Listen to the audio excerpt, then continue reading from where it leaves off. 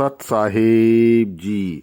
कबीर हरि के मिलन की बात सुनी हम दोय, के कछु हरि को नाम ले कै कर ऊंचा होय। कहने का भाव कबीर साहिब का यहाँ पर यह है कि कबीर साहब कहते हैं कि हरि के मिलन की बात, हरि से मिलने की बात हम दोनों ने सुनी है, और कुछ पाने के लिए हरि का नाम लेना पड़ता है, और कर कमलों के माध्यम से हमें ऊंचा होना पड़ता है, जबकि यह बात सही नहीं है। हरि हमसे स्वयं, जब हमारा भाग्योदय होता है तब हरि की कृपा हम पर स्वयं बरसती है, और वह स्वयं हमसे मिलने के लिए आते हैं, क्योंकि हम सभी आत्मा पर उस परमपिता परमात्मा के अंश हैं, वंशज हैं। गुरुवाणी चैनल रिप्रेजेंट कबीर हरि के मिलन की बात सुनी हम होए, के कछु हरि को नाम ले के कर ऊंचा होए। गुरुवाणी चैनल रिप्रेजेंट साईं अरुण जी, प्रवचन विश्लेषण करता गुरुवाणी चैनल। सत साहिब जी, सत साहिब जी, सत साहिब जी। हेलो। हेलो। हाँ बोलिए। सतनाम साहिब। सतनाम सतनाम सतनाम। बोलिए बोलिए। तबीयत पानी ठीक है आपका? बस बहुत अच्छा हो। आप कैसे हो?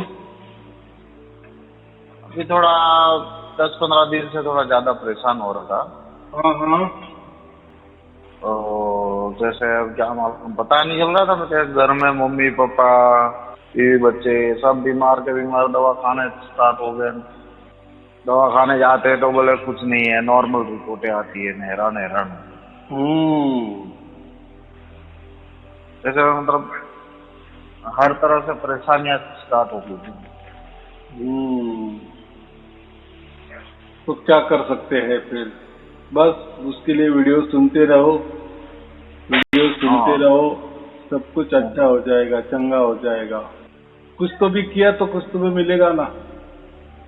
हाँ हाँ, बात बराबर है। ऐसा तो कोई मेरे पास तो कोई मंत्र बिंदर नहीं, कोई जादूगिरी नहीं है, बराबर? नहीं वैसा नहीं, मैं ऐसा नहीं। मैं तो इसलिए फोन किया कि जैसे मैं थोड़ा मानसिक रूप से थोड़ा परेशान हूँ, तो मौला महाराज से बात करो और थोड़ा मार्ग प्रशस्त करे हमारा। फिर मैं तो वही बोल रहा हूँ ना, उसके लिए एक ही है, बस वीडियो सुनते रहो, वीडियो सुनते रहो, वीडियो सुनते रहो। देखो फिर उससे क्या होता है। ये वीडियो कोई ऐसा कैसेट नहीं बनाई, एक प्रकार की एक गुरु बानी है। जैसे आपके अंदर वो घुसती है, सबके अंदर, सबके परिवार के अंदर घुसती है, तो सब प्रकार के सुख आनंद हमें आने लगता है, मानसिक टेंशन दूर हो जाता है। जैसे लोग भी दुखी है ना, आजू बाजू भी है ना, वही तो लोग फोन करते हैं। फिर देखो वो बताते हैं ना उनका परिणाम, कि हमने जैसे कैसेट सुने तो क्या हुआ, हमारा अच्छा हो गया, हम आनंद में हैं, सुख में हैं, शांति महसूस करते हैं। तो वही फार्मूला आपके लिए लागू है, कोई अलग तो तरीका नहीं है, बराबर? बस सुनते जाओ, सुनते जाओ, सुनते जाओ, फिर देखो क्या होता है। अभी सुनना है आपको, तो कुछ करना ही नहीं है, बराबर कि नहीं? हाँ, तो सुनते सुनते ही वो परमात्मा प्रकट हो जाता है हमारे अंदर। फिर एक बार परमात्मा प्रकट हो जाने के बाद ये तो बहुत क्षुल्लक बात है। आप जो कह रहे हैं ना, मुझे मानसिक तान तनाव है, बीमारी है तो समझती नहीं है, लेकिन बीमारी जैसा तो लग रहा है, ऐसा लग रहा है कि पूरा ये दुनिया ही छोड़ दूं। तो ये जो बातें होती है ना, ये मानसिक परेशानियां हम कहते हैं, मानसिक टेंशन ही होता है। कुछ समझता नहीं, क्या अच्छा क्या बुरा, क्या सच्चा क्या झूठा, क्या जीवन, बराबर? तो इसके लिए बस ठीक है। तो आपका कोई व्हाट्सएप नंबर है? हाँ बोलो बोलो। हाँ, ऐसा कभी कभी फील होता है कि जैसे सारी दुनिया का दुख कहीं माथे पे आ गया है। हाँ बराबर कि नहीं? एक बात बताओ, हाँ, क्या ऐसा सबको लगता है? जैसा कोई संकट आ जाता है ना, ऐसा लगता है कि बस पूरा दुनिया का संकट, इतना बड़ा संकट है कि पूरी दुनिया में कोई हल नहीं कर सकता, बस अभी इसमें मैं गया, बर्बाद हो गया, अभी कोई रास्ता नहीं है। ऐसा ही हर संकट को लगता है। और पीठ पीछे देखो तो ऐसे हमने कितने बार ऐसा ही संकल्प किया होगा कि बस अभी ये संकट से बाहर निकालना मुश्किल है, और निकल जाते हैं। लेकिन ये दुखालय है, ये जो संसार है ना, ये दुखालय है, इसलिए इसमें हमें दुख ही महसूस होता है। यानी एक दिन सुखी होते तो 4 दिन दुखी होते हैं, यही चलता आता है। फिर इसको दुखालय क्यों कहा? ये देखो, ये हमारा मनुष्य जन्म भोग योनि भी है और कर्म योनि भी है, दोनों योनि है। जैसे करेंगे वैसे भरेंगे, या पिछला जो भी कुछ हिसाब चुकता करना है तो ये जन्म में हम चुकता करते। हम कहते कि मैंने तो बचपन से किसी का तो बुरा नहीं किया, लेकिन मेरे साथ ही बुरा क्यों हो रहा है? लोग तो बोलते हैं अच्छे के साथ अच्छा ही होता है, बुरे के साथ बुरा, लेकिन मैं तो अच्छा ही हूँ, सबका भला ही करते आया हूँ। तो ये क्या फंडा है? तो ये फंडा ऐसा है कि ये पिछले जन्म का फंडा है। देखो, हमारा को तो इसमें जन्म था, ऐसे अनंत जन्म होते रहते हैं, ये चल ही रहा है। तो उसको ही तो 84 लाख योनि कहते हैं ना, बराबर कि नहीं? उसमें क्या हमने क्या किए, अच्छे किए बुरे किए, जो भी किए, उसको प्रारब्ध कहते हैं, और वो प्रारब्ध की वजह से हमारा जन्म हो जाता है। फिर उस प्रारब्ध की वजह से फिर हमारा हमको सुख मिलता है, कभी दुख मिलता है, ये बातें होती है। हाँ, बोलो बोलो। पिछले जन्म का भी मतलब ये जन्म में भोगना पड़ता है। हाँ, फिर ऐसा कैसा? फिर तो लोग तो 10 खून कर देंगे, और आप भी आपका भी खुद का भी मर्डर कर देंगे। इतना इजी नहीं होता ना। हाँ, तो जो भी है ना, उसके लिए कोई पलायन नहीं है, यानी भोगना ही पड़ता है, भोगना। लेकिन एक बात होती है, जब परमात्मा ही हमारे साथ आते हैं ना, तो फिर वो भोगना नहीं रहता। वो ऐसा समझो कि एकदम भोगना हल्का हो जाता है, लेकिन भोगना पड़ता है। चिपता तो हिसाब करना ही पड़ता है। चाहे कोई दुनिया में कोई कहेगा ना कि ये ले लो मंत्र, इससे तुम्हारा सब जो पाप है माफ हो गए, या पाप नष्ट हो जाएंगे, माफ किए जाएंगे, तो ऐसा नहीं। वो तो एक प्रकार का भलाना है, एक मन की समझूत है थोड़ी देर के लिए। लेकिन मैं तो इतना कहता हूँ, जब हमारे अंदर परमात्मा प्रकट हो जाते हैं उसकी ओर से, यानी उसके ऊपर से कृपा दृष्टि का वर्षा हमारे ऊपर होने लगता है, तो फिर हाँ, मैं इतनी सत्संग सुनता हूँ ना। हाँ हाँ हाँ, तो जैसे किसी से आप बात करते हो, हाँ, तो जो वॉइस सत्संग है, बराबर। तो उसमें कई सत्संग मैंने सुनी है, और अभी पिछले समझो मैं काफी, देखो मैं परेशान तो हो रहा हूँ, तो साथ में मेरे जैसे दोनों कान में एक अजीब सी आवाज सुनाई देती है। जैसे अपने बाइक का मोटरसाइकिल का हॉर्न जैसे बजाते हैं, उसका कैसा आवाज आता है कि तो उस तरह से मेरे को जैसे हरदम, जैसे सुबह शाम दिन में कभी भी रात में सोते टाइम कभी भी एकदम स्टार्ट होता है, बंद होता है, स्टार्ट होता है। कभी आवाज स्टार्ट हो जाता है, थोड़ी देर चलता है, फिर बंद हो जाता है। तो वो जो होता है ना, हमारे आत्मा की आवाज होती है। जैसे हमारे आत्मा को कोई ज्यादा तकलीफ होती है ना, समझो आत्मा को तो तकलीफ नहीं होती, लेकिन मन को ही तकलीफ होती है। लेकिन आत्मा अपने ऊपर ले लेता है, तो जैसी तकलीफ होती है ना, तो ये आवाज ज्यादा फिर सुनाई देने लगती है। वो आत्मा वाली है, हमारी आवाज रहती है, उसको नीच स्वरूप कहा गया है, बराबर। तो रात को जब हम सोते हैं ना, तो समझो पहाड़, ये ब्रह्म मुहूर्त पे आप उठ जाओ, तो उस टाइम ये आत्मा वाली आवाज बहुत बढ़िया होती है, यानी ज्यादा जोर शोर से होती है, एकदम सुन्न से जो होती है, वो हमारी आत्मा वाली आवाज है, बराबर। तो हमें ये आत्मा वाली आवाज नहीं चाहिए, हमें दिन वाली आवाज, यानी पूर्ण तरह से जागृति वाली आवाज, पूर्ण होश हवास में जागृति जो कहते हैं ना, उसमें जो आवाज आती है, फिर वो आवाज हल्की होती है, समतल होती है, शांति देने वाली होती है, आनंददायी होती है। लेकिन वो आवाज खुले कान और खुले आंख से यानी काम करते वक्त ही आती है, तो वो आना चाहिए। ये आत्मा वाली आवाज तो है ही हमारे पास, वो तो कभी हम सुन सकते हैं, लेकिन वो जो आवाज सात शब्द वाली हम नहीं सुन सकते मन से। हाँ बोलो बोलो। नहीं, मैं ऐसा नहीं कह रहा हूँ। मैं कहता हूँ ना, तो मेरी आंखें खुली है। हाँ। और मैं जैसे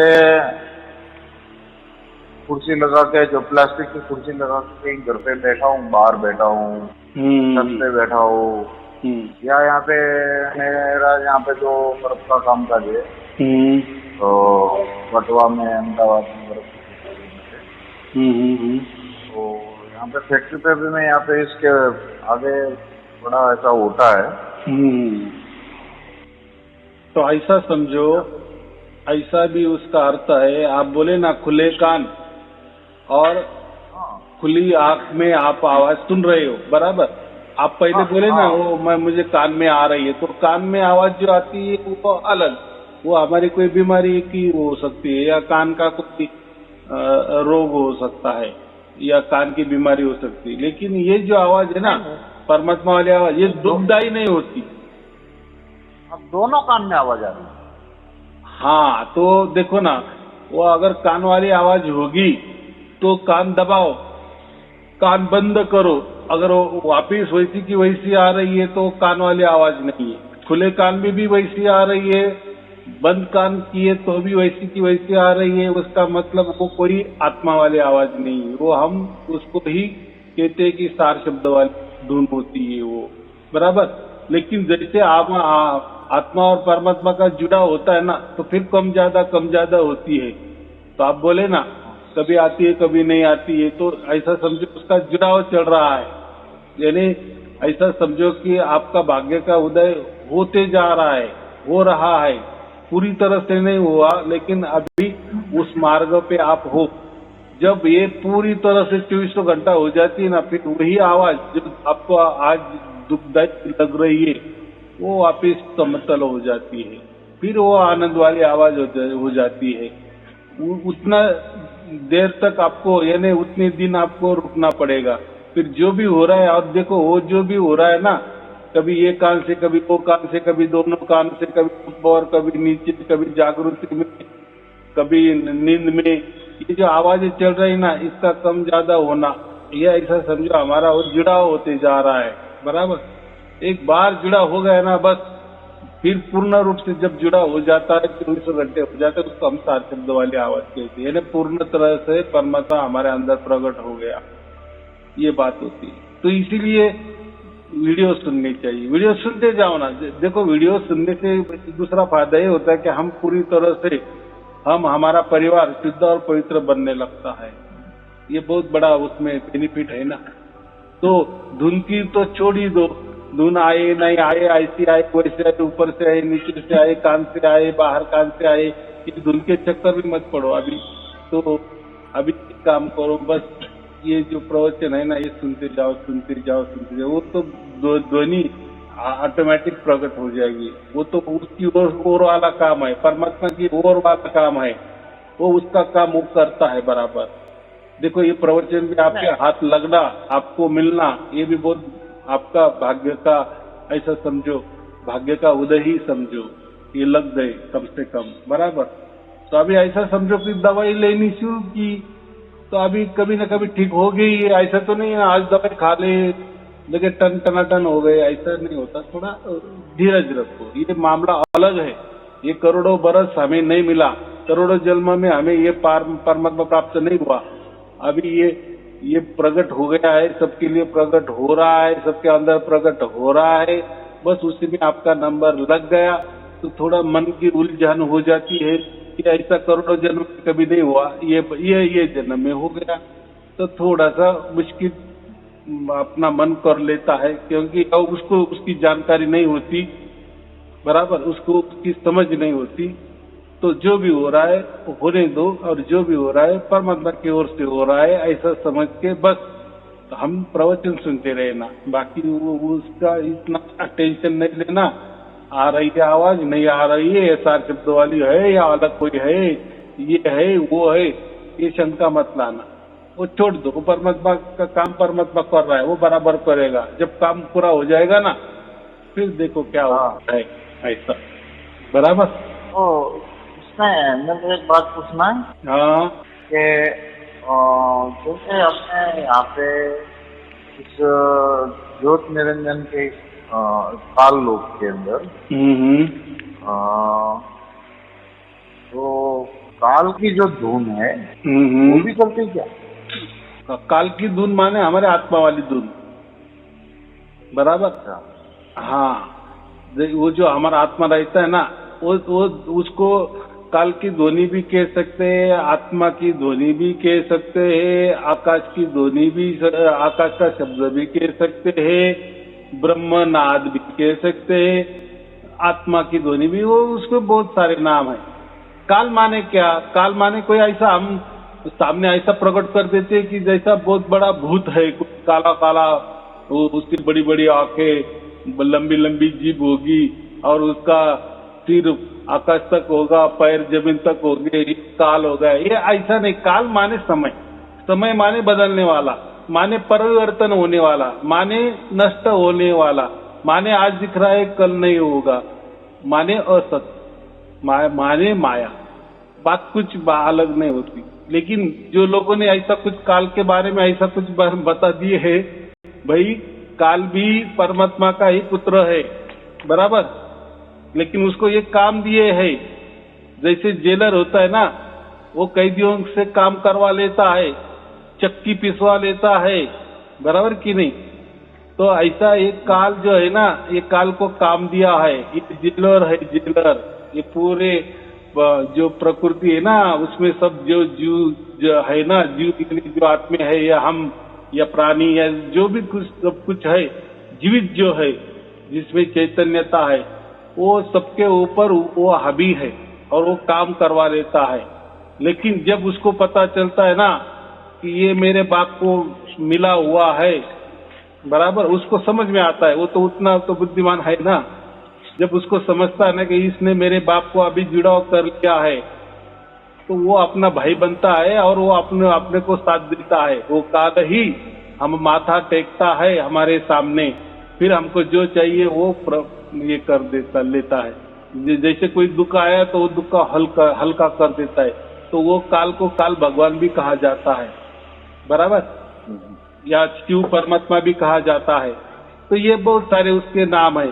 तो देखो हम क्या करते हैं, किसी गुरु ने कुछ तो भी बता दिए, वो गुरु भी कहीं से भी कुछ तो भी साक्ष्य उठा देता है। वो साक्ष्य असली है या नकली है वो भी उसको मालूम नहीं है, वो उठाता है, हम ले लेते हैं, क्योंकि हमारा पूरा भरोसा गुरु पे रहता है। बस वही हम ढोल पीटते हैं, अरे मेरे गुरु ने तो ऐसा किया, अरे मेरे धर्म में तो ऐसा लिखा है, अरे वो तो साक्षी में ऐसा लिखा है, हमारे जो महापुरुष है उसने तो ऐसा बताया है, आप क्या कह रहे हो। देखो इसलिए मुझे मालूम था, इसीलिए मैं मेरे किसी प्रवचन में दोहे का बात नहीं करता, कोई साक्ष्य की बात नहीं करता, क्योंकि मुझे मालूम है बहुत सारी साक्ष्य सच्ची भी है, झूठी भी है, मिलावटी भी है, या ऐसा समझो ऐसी कोई लिखी गई है तो उसका अर्थ का अनर्थ भी हो सकता है, एक शब्द का अनेक शब्द भी हो सकते हैं। देखो साक्ष्य जब बनती है ना, तो ऐसा समझो जैसे आप मेरे सामने हो, आप कोई सवाल कर रहे हो, ऐसे हजारों लोग मेरे सामने आते हैं, तो सब जो सवाल करने वाले एक बुद्धिमान तो नहीं रहते ना, कि या एक तरीके वाले नहीं रहते ना, या एक विचार वाले नहीं होते ना, बराबर कि सबकी बुद्धि एक जैसी नहीं होती ना। तो सामने जैसा आदमी होता है उससे वैसा जवाब दिया जाता है, बराबर। तो हम कभी कभी बोलते हैं यार ये मन ही आत्मा है, मन ही परमात्मा है, ऐसा भी कहा जाता है। बहुत सारे संत भी ऐसे कहते हैं कि सामने वाले को समझ में आ जाना चाहिए, इसी वास्ते वो कोई भी उठाते हैं। तो फिर लोग गलते, अरे वो साक्षी में तो मन को ही आत्मा कहा गया है, मन को ही परमात्मा कहा गया है।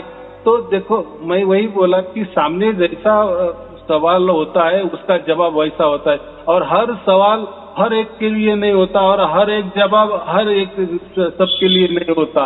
तो ये समझदारी की बात होती है, बराबर। इसीलिए मैं किसी साकिया का वापर नहीं करता, किसी धर्म का कुछ सहारा नहीं लेता, कोई पंथ का सहारा नहीं लेता, कोई महापुरुषों का सहारा नहीं लेता, कोई संतों का सहारा नहीं लेता। अगर ऐसा करने लगा ना तो देखो, जो भी आदमी जिस धर्म में पैदा हुआ है ना, तो उसकी लगन उसी धर्म में तो होगी कि नहीं। जो जो जिस धर्म का होगा उसी धर्म का जो महापुरुष होंगे, जो संत होंगे, उनको ही गुणगान गाएगा कि नहीं वो, बराबर कि नहीं। अगर उनके कहने को हमने उनके जो विचारों पे अगर ठेस पहुंचाई तो वो दुखी हो जाएगा। तो ये बात नहीं होती। तो इसीलिए मैं क्या करता हूँ, देखो आपके जो भी संत महापुरुष है, बड़े बड़े महापुरुष हो गए, वो आपकी जगह रखो, धर्म आपके जगह रखो, वो विचार उनके जो कोई विचार है उनकी जगह रखो, बराबर। आप ये पूरी तरह से छोड़कर माने थोड़े देर के लिए वो विचार, धर्म के विचार, हमारे महापुरुषों के विचार, संतों के विचार, साखियों के विचार, जो ग्रंथों के विचार, धर्म के विचार थोड़े बाजू में थोड़ी देर के लिए, और वो सब छोड़कर यानी थोड़ी देर के लिए बाजू हटकर ये मेरा प्रवचन सुनो, तब आपको सब कुछ समझ में आ जाएगा। क्योंकि क्या होता है, हर एक कहता है कि हमारे धर्म तो ऐसा नहीं कहा, हमारे महापुरुषों ने ऐसा नहीं कहा, यानी ऐसा लोग क्या करते, मेरा जो प्रवचन है ना उनके धर्म में घुसाड़ने की कोशिश करते। फिर मैंने उनकी धर्म की तारीफ की तो मैं बहुत अच्छा, थोड़ी धर्म का थोड़ा इधर उधर मैंने बोल दिए, अर्थ का अनर्थ हो गए तो मैं बुरा। तो ये बात होती है। तो ये हम तो किसी के धर्म को तो सब अच्छे मानते हैं, सभी धर्म पंथ गुरु गद्दिया, गुरु लोग, संत लोग आदरणीय, वंदनीय, पूजनीय है। लेकिन देखो समय समय की बात होती है, बराबर। तो समय समय में थोड़े विचार भी अलग हो जाते हैं। अभी मुझे जो विचार मिले हैं मैंने मेरे प्रकट कर दिए, तो वो आपके धर्म को मापतोल के मत देखो, मेरे विचार आपके धर्मों को मापतोल के मत दिखाओ, मेरे विचार आपके संतों के मापतोल के मत दिखाओ, आपके मेरे विचार आपकी जो साखिया है, आपकी धर्म की साखिया है या पंथ की साखिया है, उसमें मापो तोलो मत, तो आपको सब समझ में आ जाएगा। अगर आप वो पक्का पकड़ के रखेंगे और मुझसे बात करेंगे तो आपको कुछ भी समझ में नहीं आएगा, वो एक टाइम पास हो जाएगा, बराबर। ये बात होती है। बोलो बोलो। नहीं, मैं किसी का मैं ऐसा भेदभाव नहीं करता हूँ, करना ही नहीं। नहीं, मैं भेदभाव नहीं भी करता हूँ और नहीं मैं किसी को तोलने की कोशिश करता हूँ। कोई कहता है ना कि कोई किसी को मापने की कोशिश करता है, तो उसके अंदर की जो भावना है ऐसी सोच हो कि नहीं मैं मापूं, तोलूं, परखूं, वो सब करूं, वो सब मेरे अंदर नहीं है। हाँ, मैं ज्ञान के पीछे जरूर, तो ज्ञान के पीछे जब, लेकिन ज्ञान भी है ना, तो हर धर्म का ज्ञान अलग अलग है, हर साक्य का ज्ञान अलग अलग है, सब हर पंथ का ज्ञान अलग अलग है, हर महापुरुषों का ज्ञान अलग अलग है, ये बात होती ना। तो मैं जो अभी कह रहा हूँ ना, मैंने जो प्रगट ज्ञान बोल रहा हूँ ना, प्रगट ज्ञान मैंने प्रैक्टिकली ज्ञान, निश्चित जानकारी नहीं, पूरी मालूमात नहीं। तो ये अगर मालूमात मैं कुछ मालूमात दूंगा, आप कोई जानकारी देंगे, मैं कोई जानकारी दूंगा, आप कोई मालूमात देंगे, तो इससे क्या होगा, पहले अंडा की पहली मुर्गी, बस ऐसा ही चलते रहेगा लाखों बरस, इसको कोई ये नहीं है। तो मैं जो बोलता हूँ ना वो डायरेक्ट प्रैक्टिकल ज्ञान देता हूँ। फिर आपकी समझ से आप वो ज्ञान को, प्रैक्टिकली ज्ञान को, प्रगट ज्ञान को कुछ भी कहे, आप बोलेगा अरे ये तो आत्मा का ज्ञान है, चलेगा। आप बोलेगा अरे ये तो परमात्मा का ज्ञान है, मैं बोलेगा ठीक है। आप बोलेंगे ये तो राम नाम है, ठीक है। आप बोलेंगे अरे ये तो ओम का नाम है, ठीक है। तो आप उसको कोई भी नाम दो, मुझे मालूम है आप क्या क्या नाम देने वाले हो। आप तो यही प्रकृति में जो बने बनाए नाम है ना, वही नाम देने वाले हैं। लेकिन आपको सिर्फ वो नाम मालूम था, उसकी जानकारी मालूम थी, उसकी मालूमात थी, आप उसकी माहिती थी, लेकिन प्रगट ज्ञान नहीं था, मैंने प्रैक्टिकली ज्ञान नहीं था, बराबर। और मैं क्या करता हूँ, प्रैक्टिकल ज्ञान देता।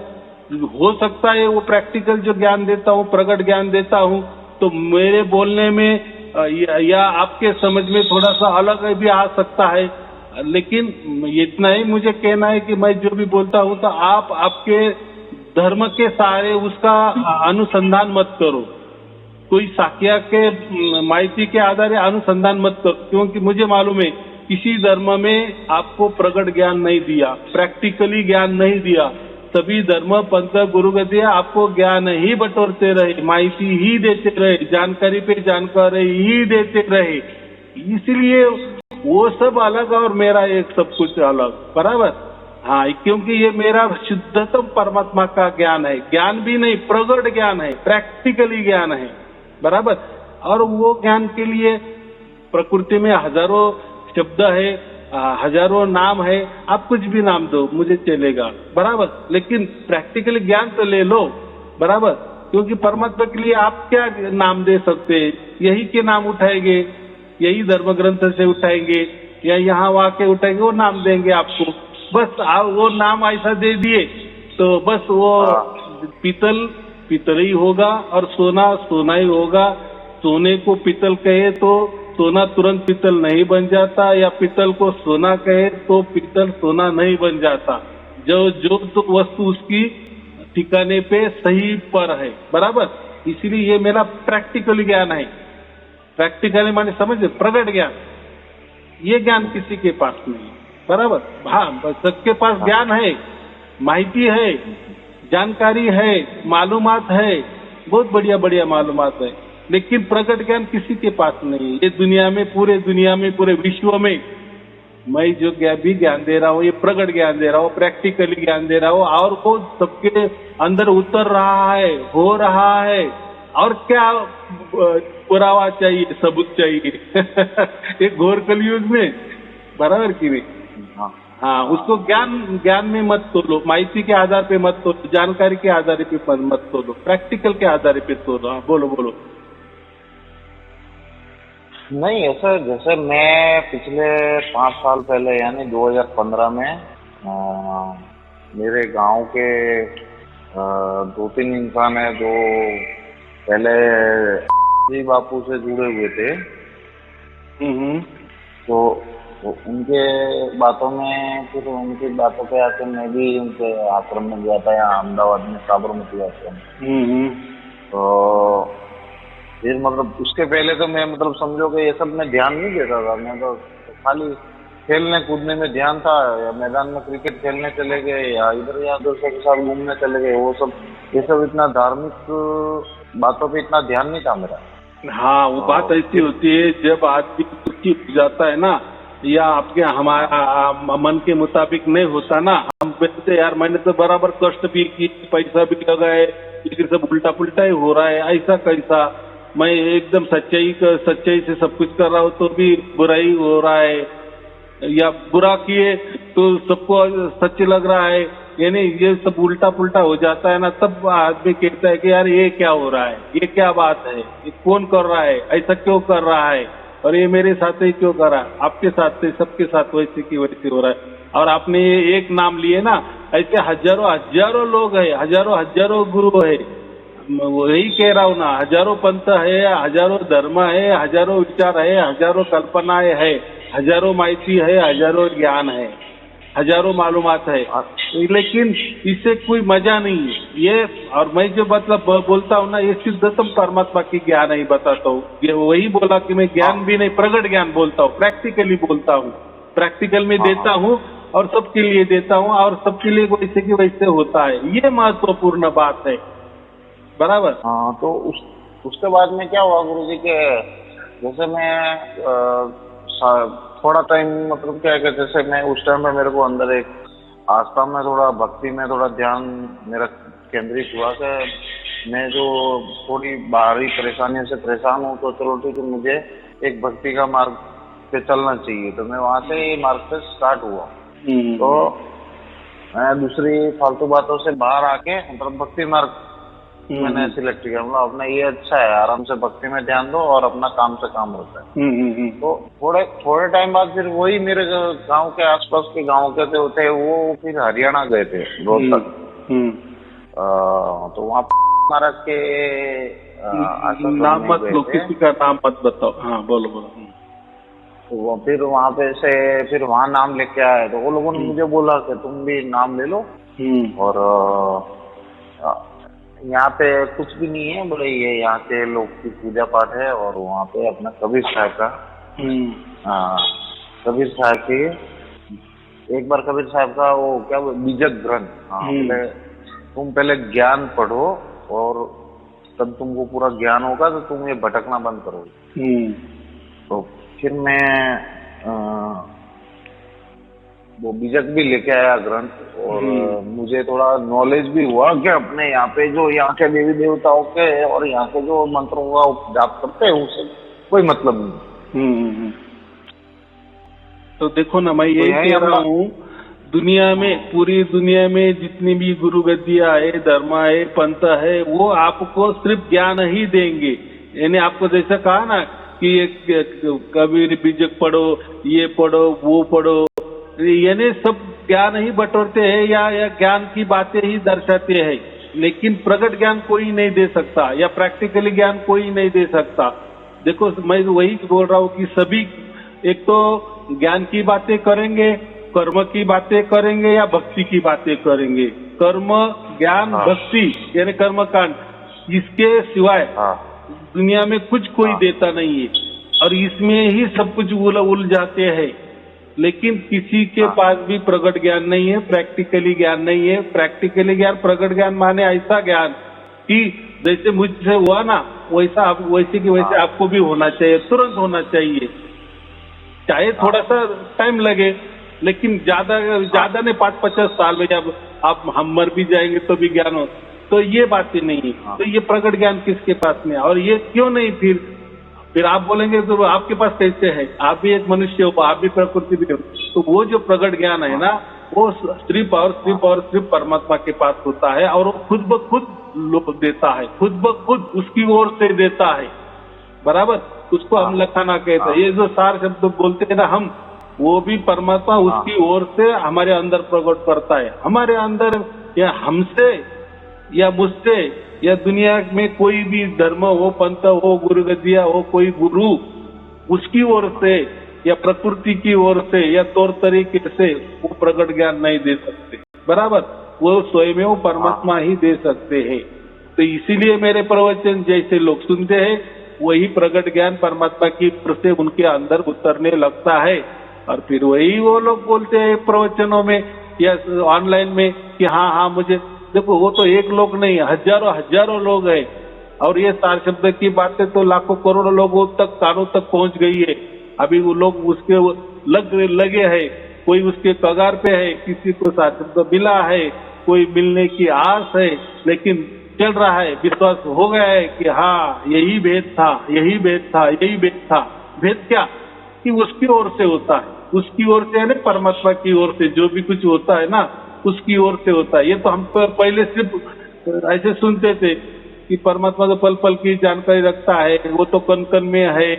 बराबर, उसके तो इससे एक पत्ता भी नहीं हिलता, उसके आदेश से पत्ता भी नहीं हिलता उसके तो ये तो हम सुनते थे। लेकिन अभी ये प्रकट होने जब लगता है ना, तब समझ में आता है कि अरे हाँ परमात्मा की ओर से बराबर है। परमात्मा इसलिए हो रहा है ना, प्रकट हो रहा है ना सबके अंदर। अगर परमात्मा नहीं होता, सिर्फ ज्ञान ही परमात्मा होता, तो फिर प्रकट की तो बात ही नहीं होती। लेकिन अभी ये प्रकट ज्ञान लोगों को हो रहा है।